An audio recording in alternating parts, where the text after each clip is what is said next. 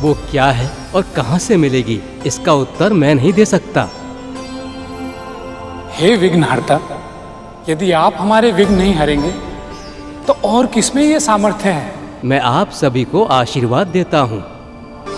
केवल ये विघ्न ही नहीं, इस मंथन के पूरा होने तक जितने भी विघ्न आएंगे वो सभी आपके प्रयासों से दूर हो जाएंगे।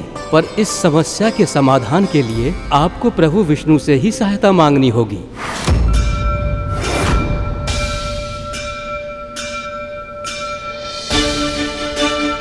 आप सबका कल्याण हो।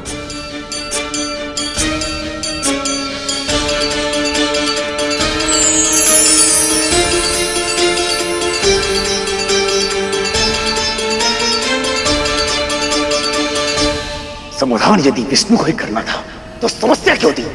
तुम तो ऐसे कह रहे हो वज्रांग जैसे उन्होंने ये जानबूझकर किया है। जितनी शीघ्रता तुम्हें अमृत पाने की है, उससे कहीं अधिक आतुरता प्रभु विष्णु को माता लक्ष्मी से मिलने की है। गरुड़ सही कह रहा है वज्रांग। इस समय तर्क वितर्क में उलझने के स्थान पर हमें प्रभु विष्णु का ध्यान करना चाहिए। हम असुरों के आराध्य महादेव शिवशंकर हैं और ये सब जानते हैं। सत्य तो ये है असुरराज कि ये पक्षपात आप असुर लोग करते हैं। हमारे लिए तो महादेव भी उतने ही वंदनीय हैं जितने कि प्रभु विष्णु। शिवाय विष्णु रूपाय शिव रूपाय विष्णवे शिवस्त हृदयम विष्णु विष्णोश्च हृदयम शिव। शिव और विष्णु स्वयं एक दूसरे के लिए वंदनीय हैं। तो फिर विलंब किस बात का? हम सभी मिलकर प्रभु विष्णु का ध्यान करते हैं। शांताकारं भुजगशयनं पद्मनाभं सुरेशं विश्वधारं गगनसदृशं मेघवर्ण शुभांगं लक्ष्मीकांतं कमलनयनं योगिभिर्दयागमयं वंदे विष्णु भवभयहरं सर्वलोकैकनाथं।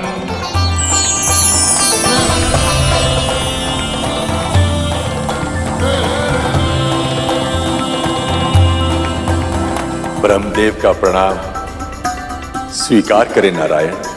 प्रणाम स्वीकार करें नारायण।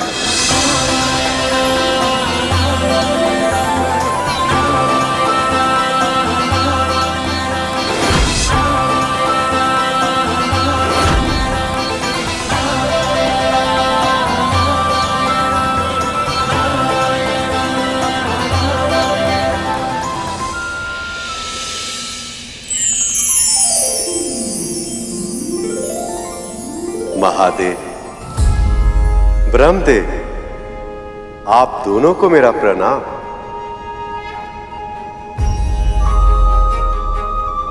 हे नारायण, संसार के हित के लिए, सृष्टि की रक्षा के लिए और प्राणियों के कल्याण के लिए आप अगला अवतार धारण करें प्रभु। प्रभु का अगला अवतार? समुद्र मंथन की इस अद्भुत घटना का उद्देश्य केवल समुद्र तल में छुपे अनमोल रत्नों को निकालना नहीं है और ना ही देवी लक्ष्मी का प्रभु से मिलन इसका एकमात्र उद्देश्य है। इसका लक्ष्य तो कहीं अधिक विशाल है, कहीं अधिक महत्वपूर्ण है, क्योंकि वो लक्ष्य है पवित्र आत्माओं की रक्षा करना, दुष्ट आत्माओं का संहार करना, अधर्म का विनाश करना और धर्म को सशक्त कर उसकी फिर से स्थापना करना। और जब जब ऐसी आवश्यकता उत्पन्न होती है प्रभु विष्णु स्वयं अवतार लेते हैं।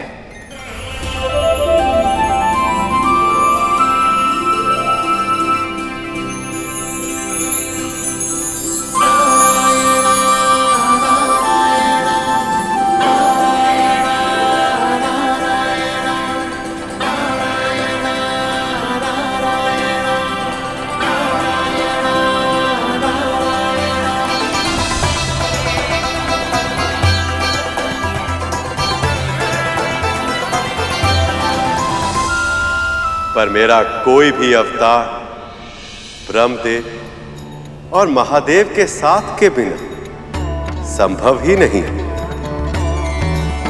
त्रिदेवों के संगम से ही एक ऐसे अवतार का सृजन संभव हो पाता जो कठिन से कठिन परिस्थितियों को संभालने के योग्य हो।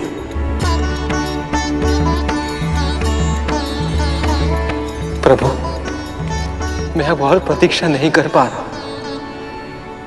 कृपा करके बताइए ना, क्या होगा आपका अगला अवतार?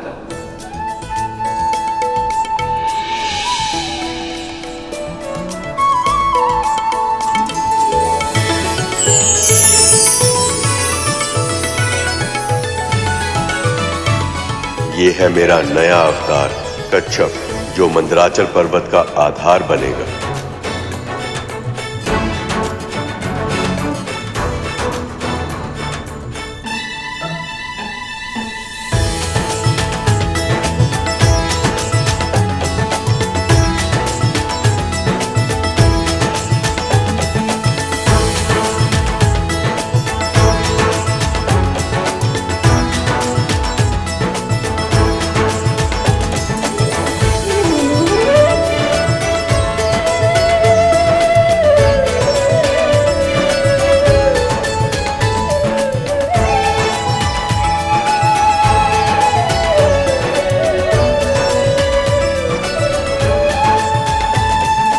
ये छोटा सा कश्यप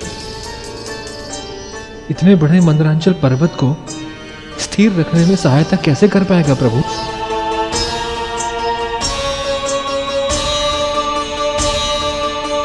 मैं तुझे कितना डांटता हूँ, कितना फटकारता हूँ, किंतु फिर भी तू मेरे समीप ही बैठा रहता है। तू मेरा परम मित्र है। इस संसार में तेरे सिवाय कोई और है क्या जो मनुष्य का साथ दे? वेद। क्या कहा तूने?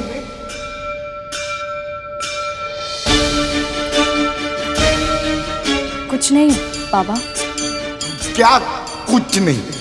मुझसे शब्द निकला तो कुछ सोच के ही निकला ना। फिर से बोल जो बोला। बाबा, मैं अधिक तो नहीं जानती, पर मुझे लगता है यदि कोई वेदों को एक बार पढ़ ले तो चारों वेद और उनमें समाया ज्ञान कभी भी हम मनुष्यों का साथ नहीं छोड़ता। इस श्वान की तरह वेदों की वाणी भी अच्छे और बुरे समय में हमारे साथ रहती है। जब हम किसी संकट में फंस जाएं, तो उसे सुलझाने में हमारी सहायता करती है, हमारी रक्षा करती है।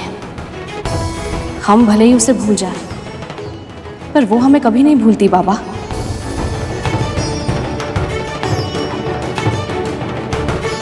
मन का स्वर बनकर सदैव हमारे साथ चलती है।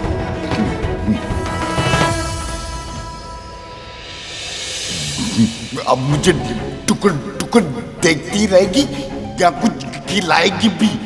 भूख से मेरे प्राण निकल रहे हैं। क्षमा कीजिएगा, ये लीजिए।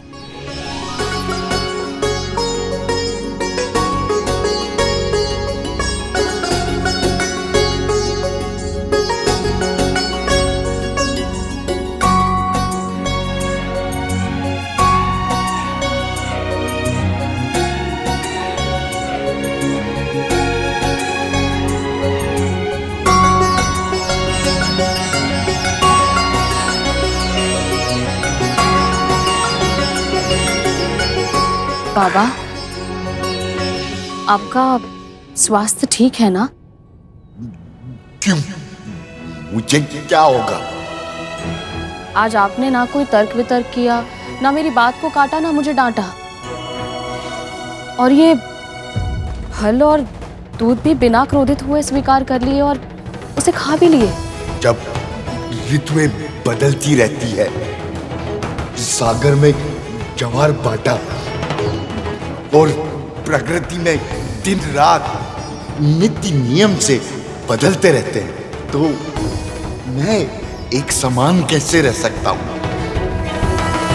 वैसे भी आज मुझे बड़ा सुखद आभास हो रहा है। मुझे भी बाबा ऐसा लग रहा है केवल ये कुटिया ही नहीं, पूरा वातावरण किसी दिव्य शुभ ऊर्जा से भर गया है।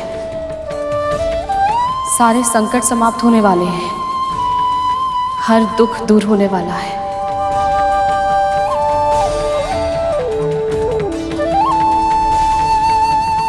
हे प्रभु, हमारी प्रार्थना स्वीकार कीजिए। हमें कोई ऐसा संकेत करे जिससे हमारी इस समस्या का समाधान हो जाए।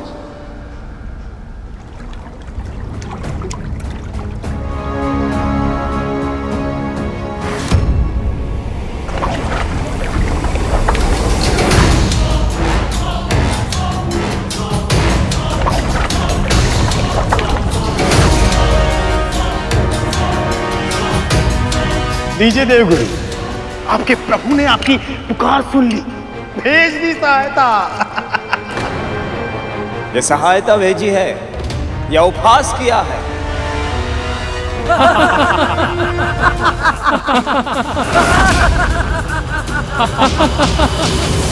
अग्निदेव, भगवान विष्णु ने तो कोई सहायता ही नहीं की। अब इस समस्या का समाधान कैसे होगा?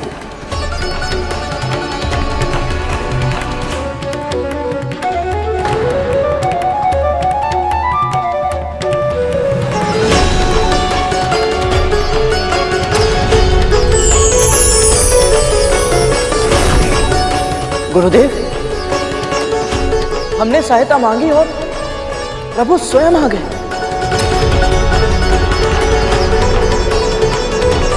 अवतार लेकर।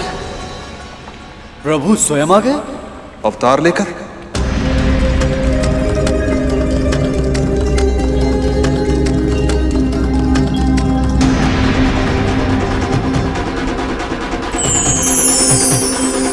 गरुड़ सत्य कह रहा है, ये कोई साधारण कच्छप नहीं है, स्वयं प्रभु नारायण के अवतार हैं।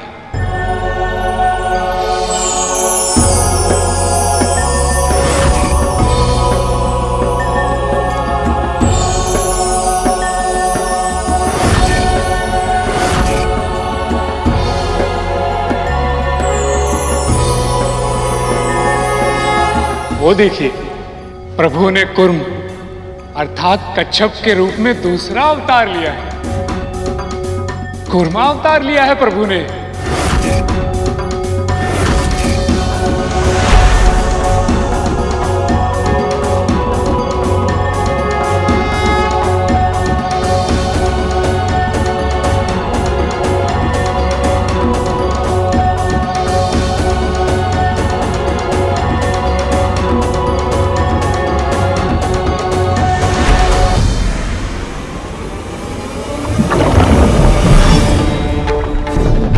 कच्छप कहां चला गया? ये क्या लीला है प्रभु की?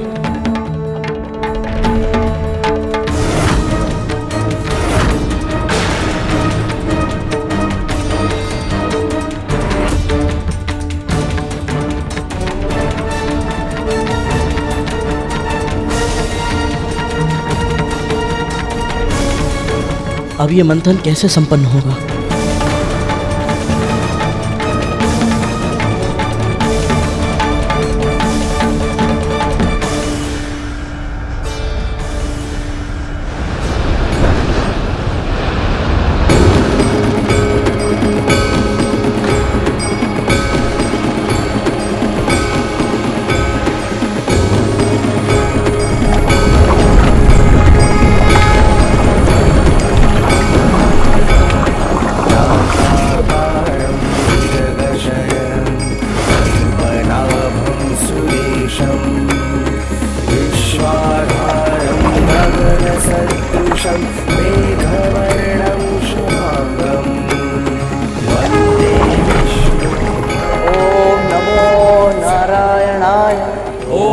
नमो नारायणाय।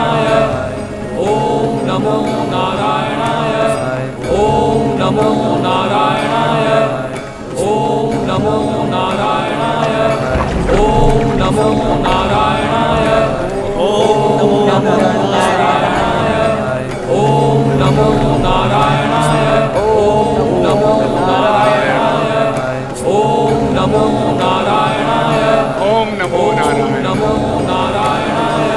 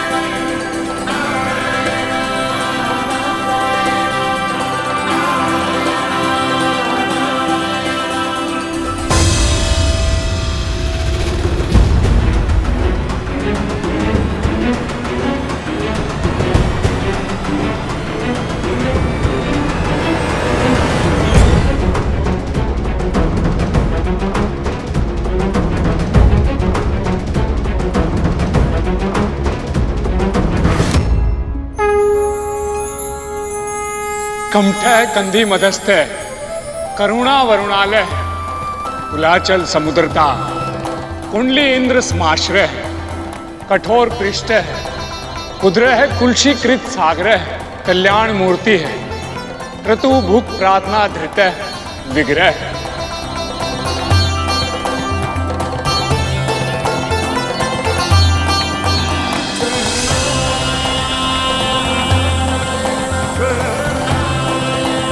हे प्रभु, आपने कुर्मा अवतार में प्रकट होकर मंदराचल पर्वत को तो स्थिर कर दिया, परंतु मां ने बताया था कि आपके प्रत्येक अवतार का आध्यात्मिक अर्थ होता है। हम सभी को और समझाकर कृपा कीजिए।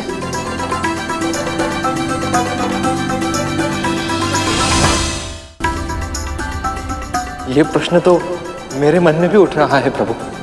तुम दोनों भाइयों की जिज्ञासा एक समान ही है शेष। ये जिज्ञासा केवल शेषनाग और गरुड़ में ही नहीं, मेरे मन में भी है नारायण। और नारद तो इस बात से व्याकुल हो रहे हैं कि उनसे पहले ये प्रश्न किसने पूछ लिया। समुद्र मंथन विचारों के मंथन का प्रतीक है और विचारों को मतने के लिए स्थिर मस्तिष्क की आवश्यकता होती है। ये कूर्म अर्थात कछुआ स्थिरता का प्रतीक है। जब कभी इसके आसपास के वातावरण अशांति छाती तो ये अपने आवरण के भीतर चला जाता है। उसी प्रकार जब परिस्थितियां प्रतिकूल हो तो हम सभी को अपने भीतर झांकना चाहिए, क्योंकि समस्या कितनी भी बड़ी क्यों ना हो, अपनी अंतरात्मा से उत्तम समाधान और कोई नहीं दे सकता।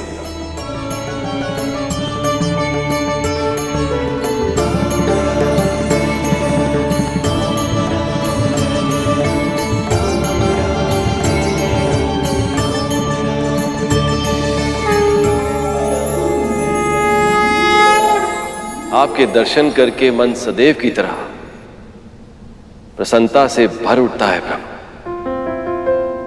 हे नारायण, अब हमें जाना होगा, आज्ञा दीजिए। ब्रह्मदेव,